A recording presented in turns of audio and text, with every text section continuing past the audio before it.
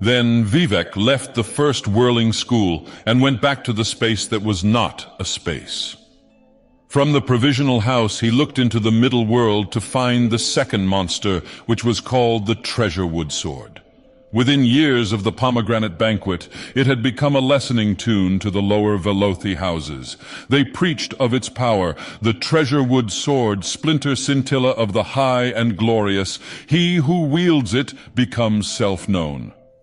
The warrior poet appeared as a visitation in the ancestor alcove of House Mora, whose rose-worn prince of garlands was a hero against the northern demons. Vivec congregated with the bones. He said, "A scavenger cannot acquire a silk sash and expect to discover the greater systems of its predecessor. Perfect happiness is embraced only by the weeping. Give me back, and do so freely, what is barren of my marriage, and I will not erase you from the thought realm of God. Your line has a notable enchantress that my sister Ayem is fond of, and from her murky wisdom alone do I condescend to ask." A bone walker emerged from a wall. It had 3 precious stones set in its lower jaw, a magical practice of old. One was opal, the color of opal. The bone walker bowed to the prince of the middle air and said, "The treasure wood sword will not leave our house. Bargains were made with the black hands Mephala, the greater shade." Vivec kissed the first precious stone and said, "Animal picture, rude walker. Go back to the lamp that stays lit in water and store no more messages of useless noise. Down."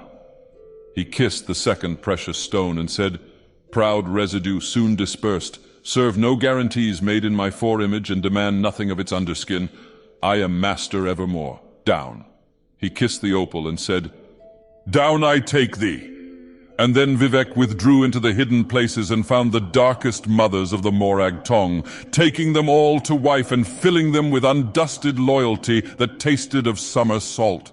They became as black queens, screaming live with 100 murderous sons, 1,000 murderous arms, and 100,000 murderous hands. One vast moving event of thrusting kill laughter in alleys, palaces, workshops, cities, and secret halls. Their movements among the holdings of the Ra'athim were as rippled endings, heaving between times, with all fates leading to swallowed knives, murder as moaning, God's holy erasure of wet death. The king of assassins presented to Vivec the treasure wood sword.